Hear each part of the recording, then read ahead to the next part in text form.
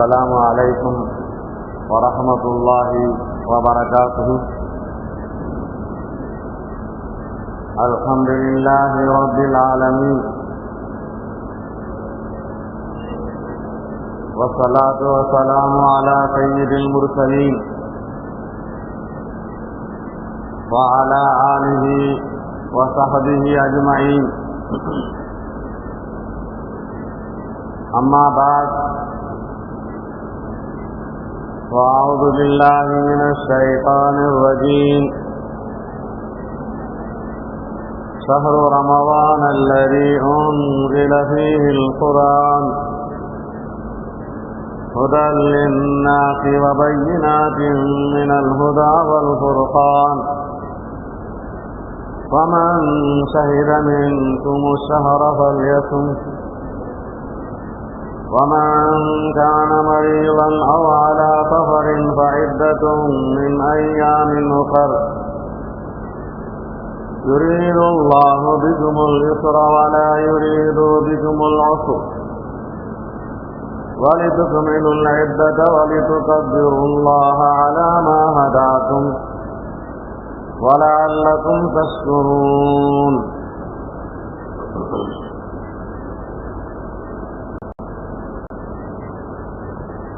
அல்லாஹ்வின் நல்லடியார்களே,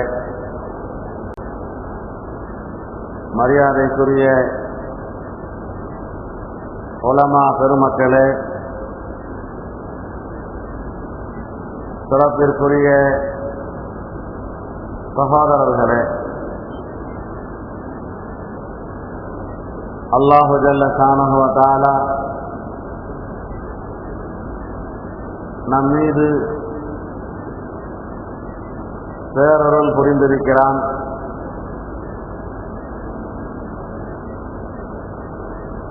புனிதமான ரமலான் அதை நாம் பெற்று நோன்பு நோர்க்கும் மக்களாக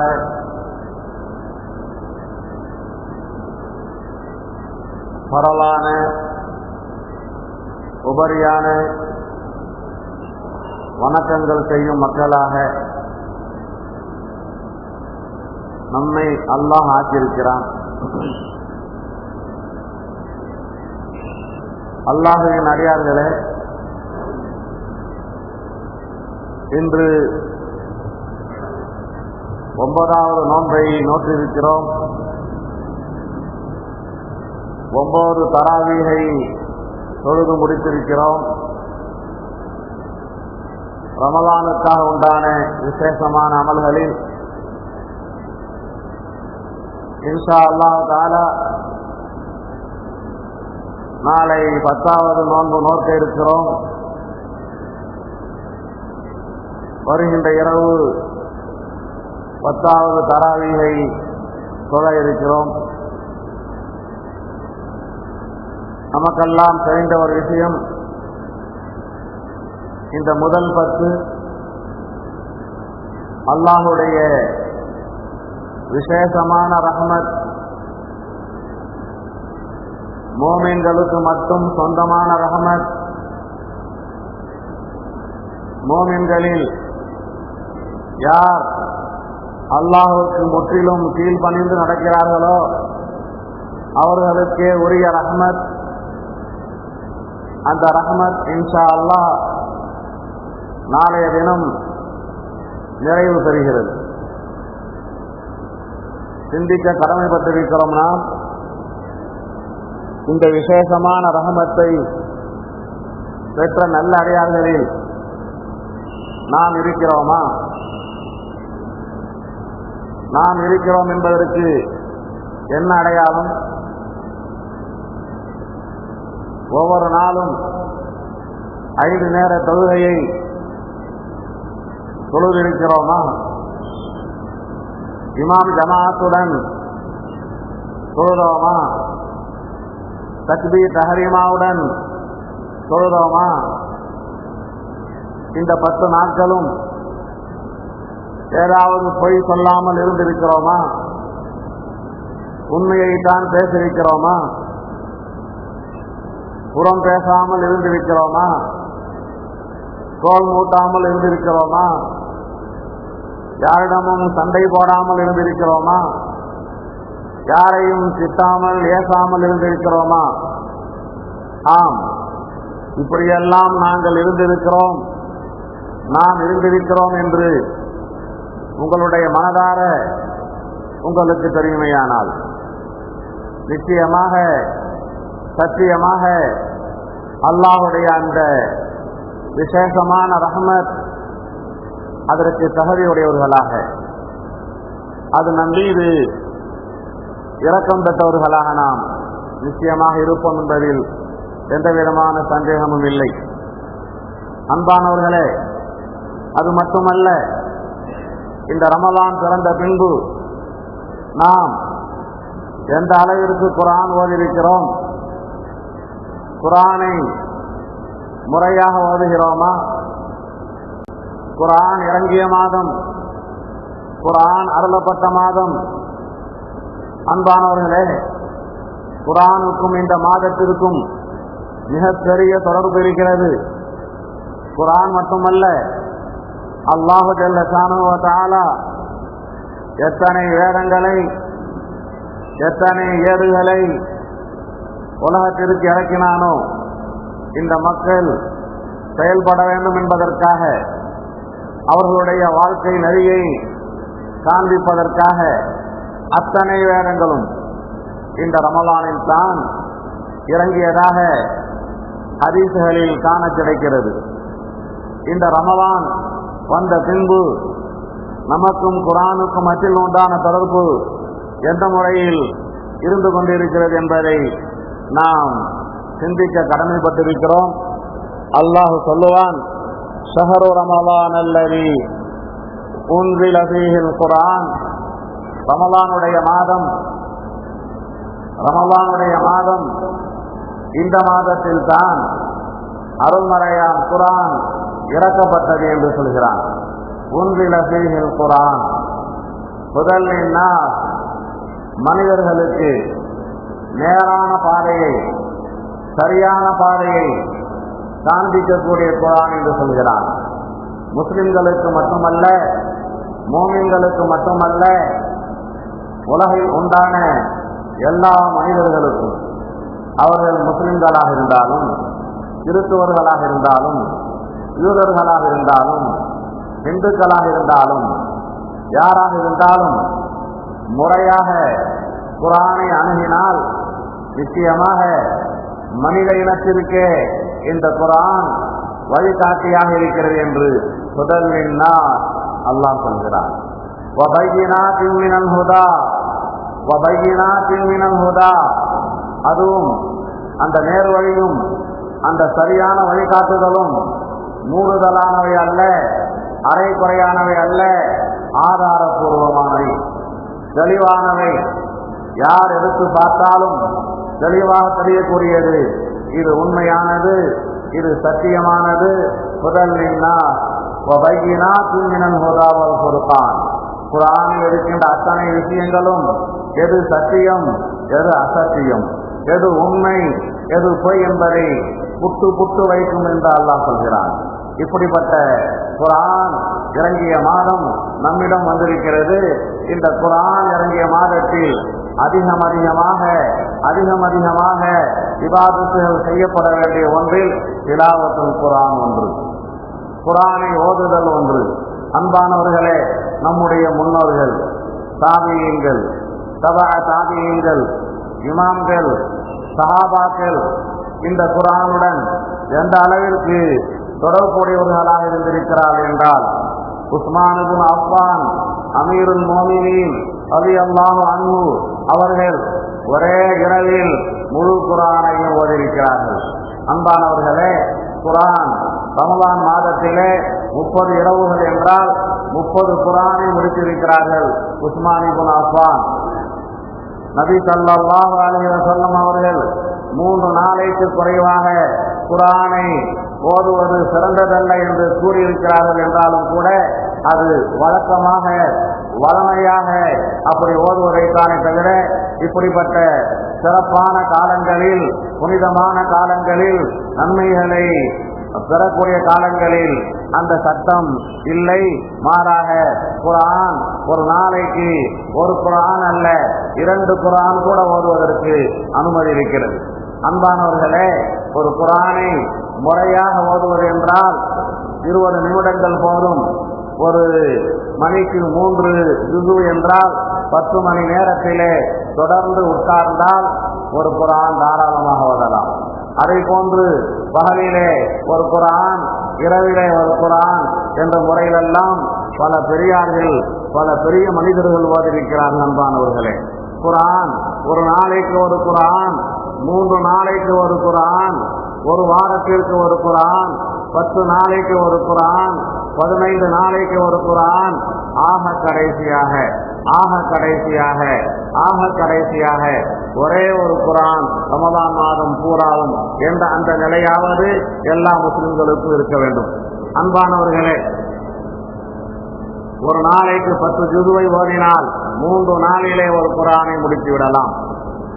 குர்ஆனை 7 பாகங்களாக 7 மஞ்சில்களாக பிரித்திருக்கிறார்கள். குர்ஆனுடைய ஒவ்வொரு பக்கத்திலும் அடி குறிப்பிடப்பட்டிருக்கும். முதல் மஞ்சில், 2வது மஞ்சில், 3வது மஞ்சில் என்று.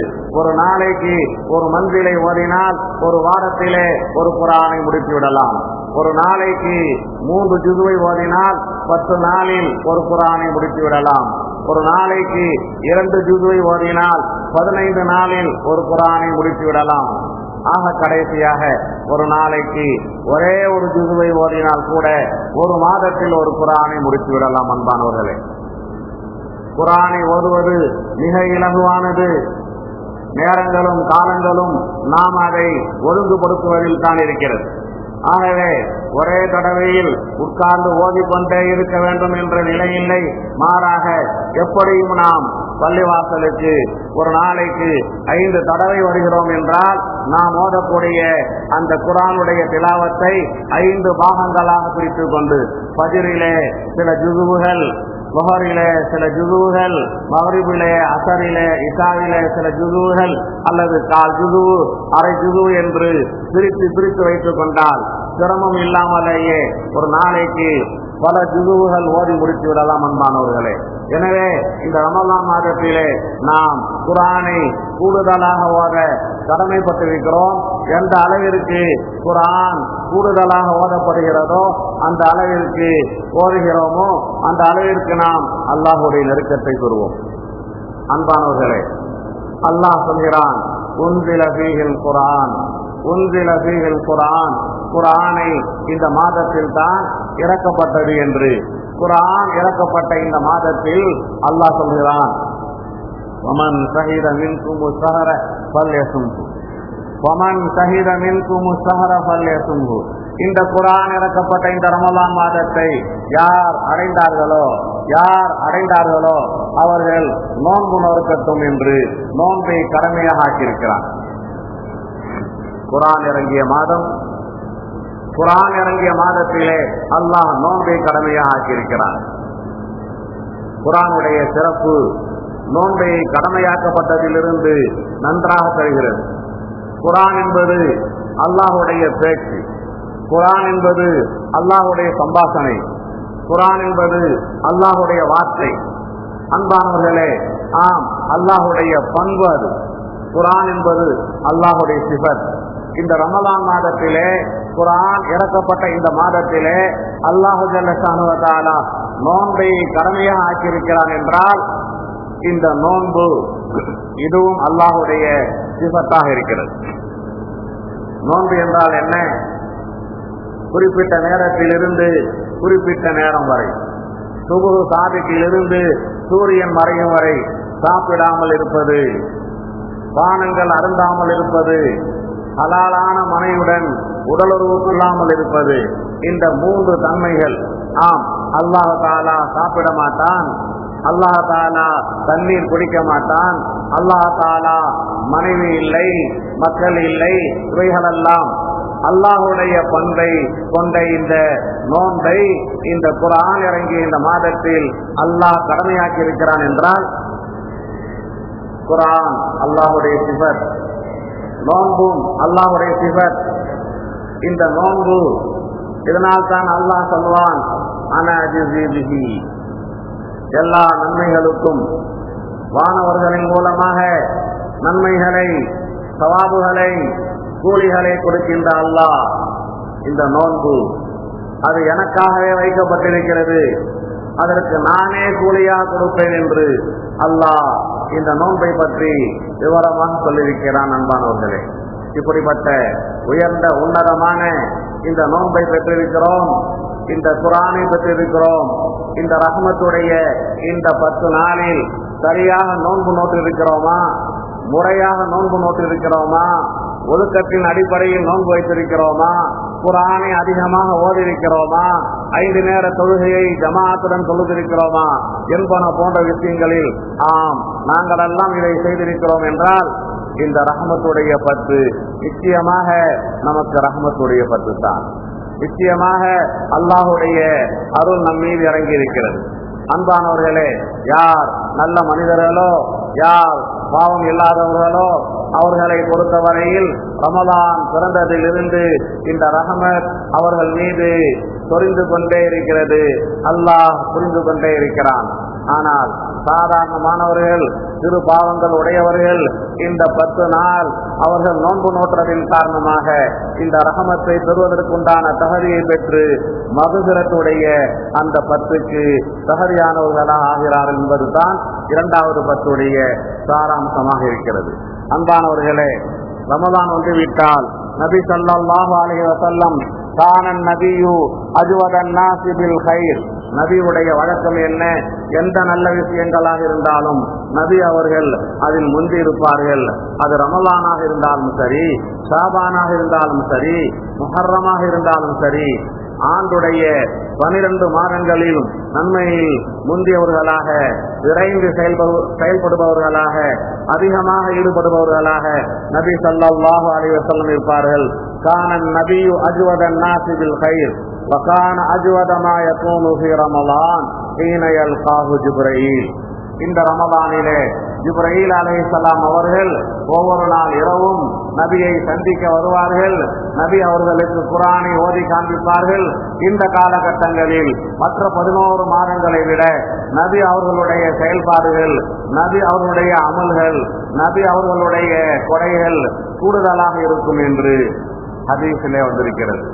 ஆம், இந்த ரமலான் மாதத்திலே ஜிப்ரீல் அலைஹிஸ்ஸலாம் அவர்கள் ஒவ்வொரு இரவும் வந்து நபி அவர்கள் குர்ஆன் ஓத ஜிப்ரீல் கேட்க, ஜிப்ரீல் குர்ஆன் ஓத நபி கேட்க, இந்த அடிப்படையில் முழு ரமலானும் குர்ஆனுடைய இபாதத்துடைய, குர்ஆனுடைய திலாவத்துடைய காலங்களாக நபி அவர்கள் செயல்பட்டிருக்கிறார்கள். ஹத்தா யன்ஸலிஹ யாரிலு அலைஹின் நபியு அல் குர்ஆன், அந்த மாதம் முடியும் வரை நபி அவர்கள் ஜிப்ரீலுக்கு ஓதி காண்பிப்பார்கள் என்று இன்னொரு ஹதீஸிலே இருக்கிறது.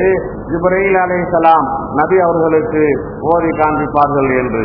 ஃபைதா லகியஹு ஜிப்ரீல் கான அஜ்வத பில் கைர் மினர் ரீஹில் முர்ஸலா, காற்றின் வேகத்தை விட கூடுதலாக விரைவாக நல்ல விஷயங்களில் நபி அவர்கள் செயல்படுவார்கள் என்று இந்த ரமலான் மாதத்திற்கும் குர்ஆனுக்கு மத்தியில் உண்டான தொடர்பை ஸல்லல்லாஹு அலைஹி வஸல்லம் சொற்களின் மூலமாக, வார்த்தைகளின் மூலமாக சொன்னது மட்டுமல்ல, செயலின் மூலமாகவும் செய்து காண்பித்திருக்கிறார்கள். இந்த புனிதமான ரமலான், அன்பானவர்களே, நிறைய பேர்கள் இதனுடைய சட்டங்களை தெரியாமல், விஷயங்களை புரியாமல் நோன்பை வைத்து பெரும் பட்டினியாக அந்த நோன்பு கழிகிறதை தவிர எதை செய்யலாம், செய்யக்கூடிய விஷயங்களை செய்யக்கூடாது என்று நினைத்திருக்கிறார்கள், செய்யக்கூடாத விஷயங்களை செய்யலாம் என்றும் நினைத்திருக்கிறார்கள். அன்பானவர்களே, சில விஷயங்கள் இருக்கின்றன, அது நோன்பு காலங்களில் அதை செய்தாலும் கூட அது எந்த விதமான நோன்புக்கு பாதிப்பையும் ஏற்படுத்தாது. பொதுவாக தலையில் எண்ணெய் தைப்பது, உடலில் எண்ணெய் தைப்பது, இது நோன்புக்கு எந்த விதமான பாதகத்தையும் ஏற்படுத்திவிடாது. அதை போன்று கண்களிலே சுருமாயிடுவது, இது நோன்பை முடிக்காது.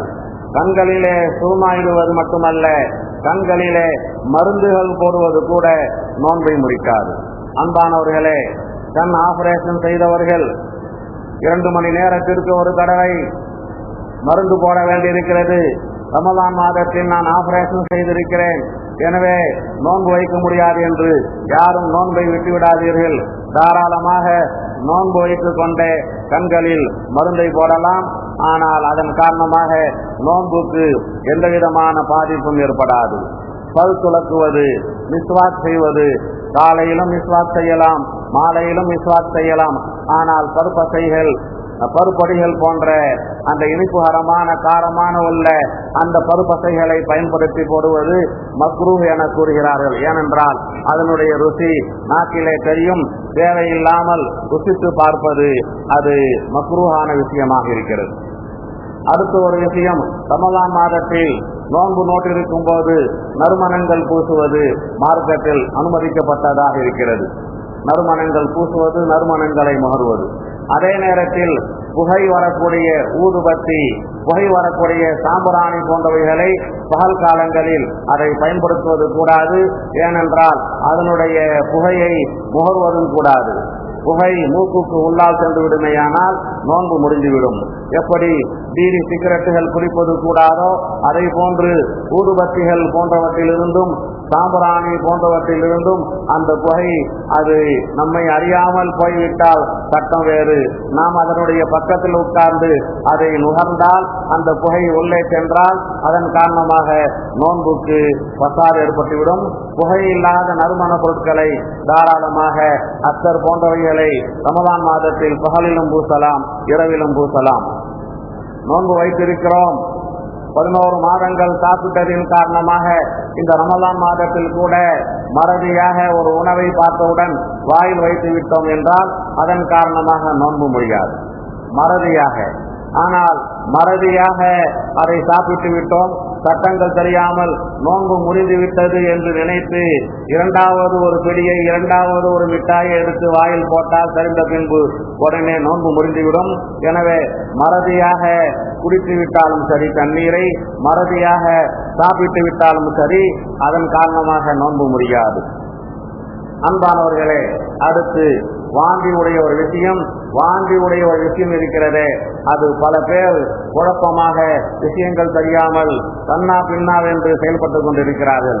நாம் கேள்விப்படுகிறோம், கருப்பம் தரித்துள்ள பெண்கள், கருப்பிணிகள் வாந்தி வந்துவிட்டால் நோன்பு முடிந்துவிட்டது என்று நோன்பை முறித்து விடுகிறார்கள் என்று.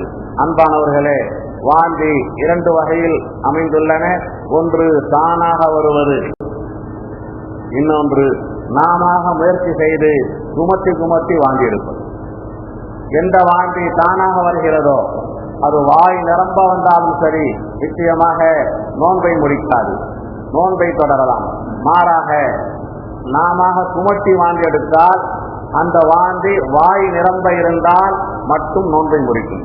நன்றாக வாந்தி, எந்த வாந்தி நோன்பை முடிக்கும் என்றால், நாம குமட்டி வாந்தி எடுத்து அந்த வாந்தி வாய் நிரம்ப இருந்தால், குமட்டி வாந்தி எடுத்தாலும் அது கொஞ்சமாக இருந்தால் அது கூட நோன்பை முறிக்காது. ஆனால் கர்ப்பஸ்திரி பெண்களுக்கு வரக்கூடிய வாந்தி அவர்களையும் அறியாமல் தானாகவே வருகின்ற காரணமாக அவர்கள் குடமாக எடுத்தாலும் சரி நோன்பு முடியாது. எனவே அவர்கள் நோன்பு நோற்பதில் எந்த விதமான தடையும் இல்லை, நோன்பை அவர்கள் தொடர வேண்டும். அதை போன்று நம்மை அறியாமல் நம்முடைய வாய் திறந்திருக்கிறது, அல்லது எவ்வளோ பேசிக் கொண்டிருக்கிறோம், ஒரு கொசுவோ அல்லது ஈயோ உள்ளே போய்விட்டால் அதன் காரணமாகவும் நோன்பு முடியாது. அன்பானவர்களே, இன்னொரு முக்கியமான விஷயம், ரமலான் மாதத்தில் பகலில் தூங்கிக் கொண்டிருக்கும் போது நம்மை அறியாமல் ஸ்கலிதமாகிவிட்டால், இந்திரியம் வெளியாகிவிட்டால் அதன் காரணமாகவும் நோன்பு முடியாது. உடனே குளித்துவிட்டு நோன்பை தொடரலாம்.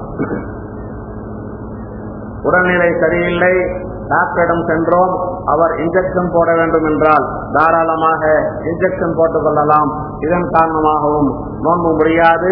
எந்த அளவிற்கு என்றால், நரம்பு ஊசிகள் போட வேண்டும் என்று டாக்டர்கள் சொன்னாலும் கூட நரம்பு ஊசி போட்டுக் கொண்டாலும் நோன்பு முடியாது. எனவே காய்ச்சலாக இருக்கிறது, இன்ஜெக்ஷன் போட்டால் அதன் காரணமாக சிஃபா கிடைத்துவிடும் என்றால் இன்ஜெக்ஷன் போட்டு நோன்பை காப்பாற்றிக் கொள்ளுங்கள், நரம்பு ஊசியை போட்டு நோன்பை காப்பாற்றிக் கொள்ளுங்கள். காய்ச்சல் வந்துவிட்டது என்று நோன்பை விட்டு விடாதீர்கள். அடுத்து குளுக்கோஸ் ஏற்றலாமா என்ற ஒரு பிரச்சனை. இந்த குளுக்கோஸ் விஷயத்திலே உலமாக்களுக்கு மத்தியில் கருத்து ஒற்றுமை ஏற்படவில்லை. ஏனென்றால் குளுக்கோஸ் ஏற்றினால் அது பசி அடங்குவதை போன்று முறையாக உடலுக்கு சக்தி கொடுப்பதின் காரணமாக சாப்பிடாமல் 2 நாட்கள் 3 நாட்கள் இருந்தாலும் குளுக்கோஸ் ஏற்றப்பட்டு அவர் பசி இல்லாமல் இருக்கிறார் என்பதற்காக பசியை அடக்கக்கூடிய அந்தஸ்தில் இருப்பதினால் சில உலமாக்கள் சொல்கிறார்கள் குளுக்கோஸ் ஏற்றுவது கூடாது என்று. ஆனால் மற்ற உலமாக்கள் அது வாயின் வழியாக அல்லது மர்மஸ்தானத்தின் வழியாக செல்லாமல் வேறு பகுதியின் மூலமாக செல்வதன் காரணமாக அதுவும் கூட நோன்பை முறிக்காது என்று. ஆனால் பெருதலான விஷயம், இன்ஜெக்ஷன் போட்டுக்கொள்ளலாம், நரம்பு ஊசியும் போட்டுக்கொள்ளலாம். ஆனால் குளுக்கோஸ் போன்றவைகள் போட்டுக்கொள்வது, குளுக்கோஸ் போன்றவைகளை ஏற்றிக்கொள்வதில் இருந்து தவிர்த்து கொள்வது தான் பேருதலான விஷயமாக இருக்கிறது. அன்பானவர்களே, இவைகளெல்லாம் நோன்பு முறிக்காத விஷயங்களாக இருக்கின்றன. அதை போன்று நோன்பை முறிக்கும் விஷயங்களும் இருக்கின்றன. நாம் நோன்பை நோற்றிருக்கிறோம், யாராவது ஒருவர் நிர்பந்தமாக நம்முடைய வாயில் ஏதேனும் ஒன்று ஏதேனும் உணவுப் பொருளையோ நீரையோ ஊற்றிவிட்டார்கள், திணித்து விட்டார்கள் என்றால் நிர்பந்தமாக திணித்து விட்டார்கள் என்பதற்காக நோன்பு முறியாமல் இருக்காது, நோன்பு முறிந்துவிடும். நாம் விரும்பி சாப்பிட்டால் நோன்பு முறிந்துவிடும். அதை போன்றவே யாராவது ஒருவர் நம்முடைய வாயிலே அதை ஊற்றிவிட்டாலும் நோன்பு முறிந்துவிடும். வாய் கொப்பளிக்கும் போது கருகரா செய்யக்கூடாது. சாதாரணமாக உழு செய்யும் போது வாயை கொப்பளித்து விட வேண்டும். மற்ற காலங்களில் தான் தொண்டை வரை தண்ணீரை கொண்டு சென்று வாய் கொப்பளிக்க வேண்டும். ஒரு நோன்பாளி அவருடைய தண்ணீரை தொண்டை வரை கொண்டு சென்று கருகரா செய்யும் போது அவரை அறியாமல் முழுங்கிவிட்டாலும் நோன்பு முறிந்துவிடும். ஆகவே ஜாக்கிரதையாக இருக்க வேண்டும். அன்பானவர்களே, நோன்பை முறிக்கும் விஷயத்தில் நோன்பு காலங்களில் கருகரா செய்யும் போது, வாய் கொப்பளிக்கும் போது தொண்டை வழியாக தண்ணீர் சென்று விடுவது நோன்பை முறித்துவிடும். நம்முடைய காதிலே தண்ணிலே மருந்து ஊற்றினால் நோன்பு முறியாது என்று சொன்னோம். ஆனால் காதிலே மருந்து ஊற்றினால் நோன்பு முறிந்துவிடும். மூக்கிலே மருந்து ஊற்றினால் நோன்பு முறிந்துவிடும். 3 பொருள் இருக்கிறது: கண்கள், மூக்குகள், காதுகள். கண்களிலே மருந்து ஊற்றினால் நோன்பு முறித்துவிடும். மூக்கிலே மருந்தை ஊற்றினாலும் நோன்பை முறித்துவிடும். கண்களுக்கு மட்டும் தனி விசேஷமான அந்தஸ்து இருக்கிறது. காரணம் என்னவென்றால், காதின் வழியாக மூக்கின் வழியாக செல்லக்கூடிய வழிகள் அது குடல் வரை மூளை வரை செல்லக்கூடியதாகவும், கண்ணின் வழியாக செல்லக்கூடியவை அங்கே செல்லாததாகவும் இருக்கிறது என்ற காரணமாக இந்த வித்தியாசம் இருக்கிறது. பற்களின் இடுக்கின் வழியாக ஜஹரின் வழியாக இரத்தங்கள் வந்து அந்த இரத்தங்களுடைய அளவு எச்சிலை விட கூடுதலாக இருந்து அந்த எச்சிலை இரத்தத்துடன் முழுங்கிவிட்டால் நோன்பு முடிந்துவிடும். அன்பானவர்களே, எச்சிலை விட இரத்தம் கம்மியாக இருந்தால் நோன்பு முடியாது. இப்படியாக நிறைய சட்டங்கள் இருக்கிறது. இந்த சாதாரணமான சின்ன சின்ன சட்டங்களை எல்லாம் பேணி கேட்டு நாம் நோன்பை நடத்தக்கூடிய மக்களாக ஆக வேண்டும். அன்பானவர்களே, அல்லாஹ் ஜல்ல ஷானஹு வ தஆலா இந்த ரமலான் மாதத்தில் நம்மை புனிதர்களாக ஆக்குவதற்காக உண்டான நிறைய காரணங்களை ஏற்படுத்தியிருக்கிறான். ஆகவே முஸ்லிம்களாகிய நாம் முஸ்லிம்களாக வாழ வேண்டும். நமக்காக தனி கலாச்சாரம் இருக்கிறது, நமக்காக தனி பேச்சு இருக்கிறது, நமக்காக தனி பண்பாடு இருக்கிறது, நமக்காக தனி நடத்தை இருக்கிறது, நமக்காக தனி ஆடை இருக்கிறது.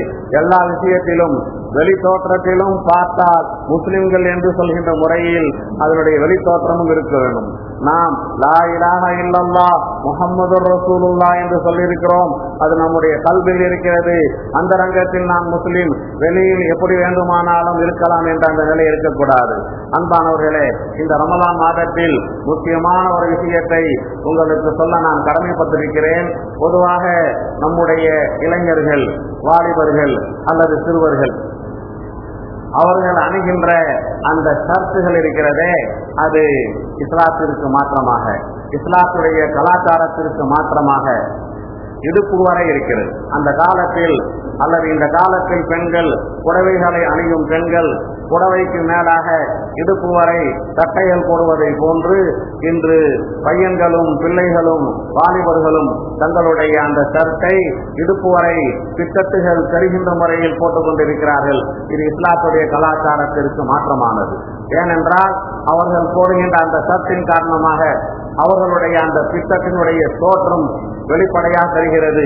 எந்த முறையில் இருக்கிறது பித்தட்டு, எந்த அளவுக்கு இருக்கிறது பித்தட்டு, எப்படி இருக்கிறது என்று. ஆகவே நம்முடைய மறைக்க வேண்டிய உறுப்புகள் வெறுமனே ஆடையை கொண்டு நாங்கள் தான் கைலியை கொண்டு மறைத்திருக்கிறோமே, பேண்டுகளை கொண்டு மறைத்திருக்கிறோமே என்று சொன்னாலும் கூட அந்த ஆடைகள் அதனுடைய உள் தோற்றத்தை வெளிப்படுத்தக்கூடியதாக இருக்கக்கூடாது.